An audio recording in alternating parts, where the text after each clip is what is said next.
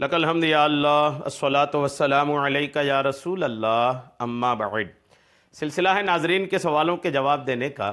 ناظرین میں سے ایک نے ہمارے کسی ویڈیو کے کمنٹس میں سوال لکھا ہے کہ نکاح سے پہلے، شادی سے پہلے محبت کرنا کیسا ہے؟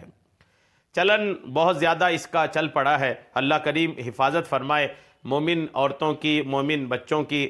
یہ بہت زیادہ لوگوں میں چلن پڑ چکا ہے۔ بہرحال شریعت کیا کہتی ہے، آئیے اس کو سننے کی سعادتیں حاصل کرتے ہیں کہ شادی سے پہلے محبت کرنا، پیار کرنا، کسی سے لگاؤ بنا لینا، تعلقات بنا لینا، کیا اس کی شرعی حیثیت ہے؟ آئیے توجہ سے پورا بیان سننے کی سعادتیں حاصل کیجیے۔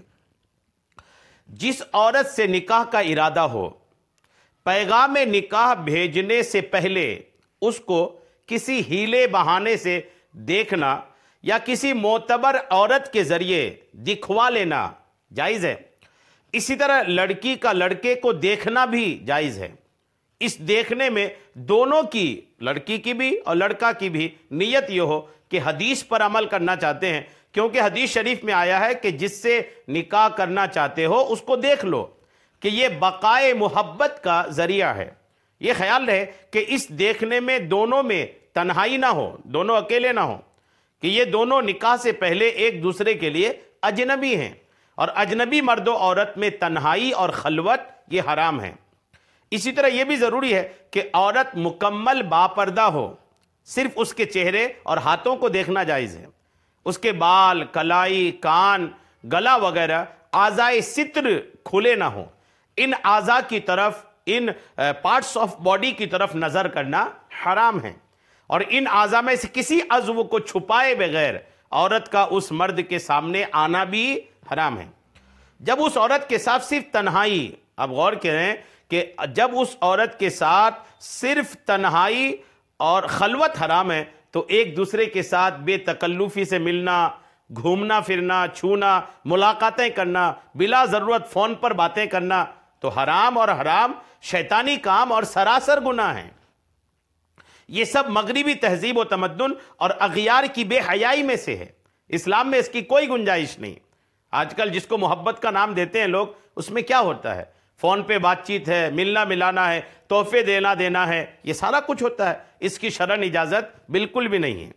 قرآن مجید میں اللہ کریم کا ارشاد ہے، پارہ 18 سورہ نور کی آیت نمبر 30 اور 31 ہے۔ اللہ کریم فرماتا ہے، مسلمان مردوں کو حکم دو اپنی نگاہیں کچھ نیچی رکھیں اور اپنی شرمگاہوں کی حفاظت کریں، یہ ان کے لیے بہت ستھرا ہے، بے شک اللہ کو ان کے کاموں کی خبر ہے۔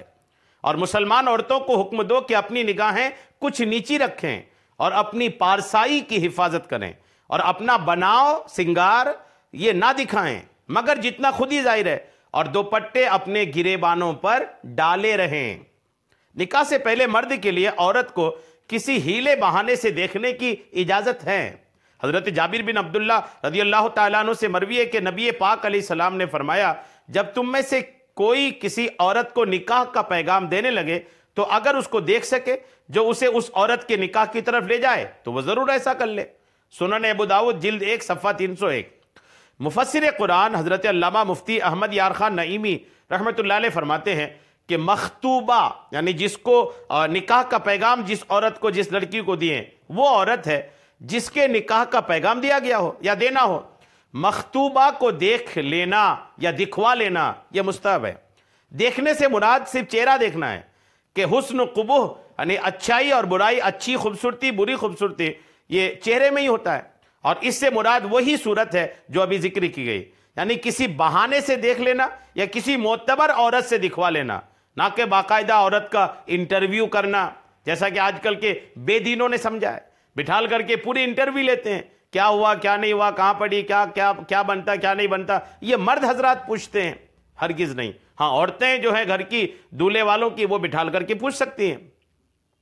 حضرت انس بن مالک رضی اللہ تعالیٰ عنہ سے روایت ہے کہ وہ فرماتے ہیں، حضرت مغیرہ بن شعبہ رضی اللہ تعالیٰ عنہ نے ایک عورت سے نکاح کرنے کا ارادہ کیا، تو نبی کریم علیہ السلام نے ان سے فرمایا، آپ جائیں اور اس عورت کو ایک نظر دیکھ لیں کہ بے شک یہ تم دونوں کے درمیان دائمی محبت کا ذریعہ ہے۔ انہوں نے ایسا ہی کیا اور پھر اس عورت سے نکاح کیا، اور انہوں نے ذکر کیا کہ زوجہ اور ان کے درمیان موافقت ہے، یعنی بن رہی ہے۔ سنن ابن ماجہ صفحہ نمبر 134۔ اور حضرت عمر فاروق اعظم رضی اللہ تعالیٰ عنہ سے مروی ہے کہ آقا کریم نے فرمایا کہ خبردار کوئی شخص کسی عورت سے خلوت نہیں کرتا مگر ان میں تیسرا جو ہے وہ شیطان ہوتا ہے۔ سنن ترمذی کی حدیث پاک ہے۔ اور ایک اور حدیث پاک میں ہے کہ اجنبی عورتوں کے پاس جانے سے بچو۔ بہت سارے اس طرح کی روایتیں ہیں، اور یہ ساری روایتیں بتاتی ہیں کہ یہ جو تنہائی ہونا، بات چیت کرنا، ملنا، گھمانا پھرانا، تحفے تحائف لینا دینا، دیکھنا، فون پر گھنٹوں باتیں کرنا، یہ شرعاً اجازت نہیں ہے۔ اب جب اجازت نہیں ہے، اور آپ دیکھیں کہ آج کل یہ محبت کے معاملات میں کیا ہوتے ہیں، یہی سارا کچھ ہوتا ہے۔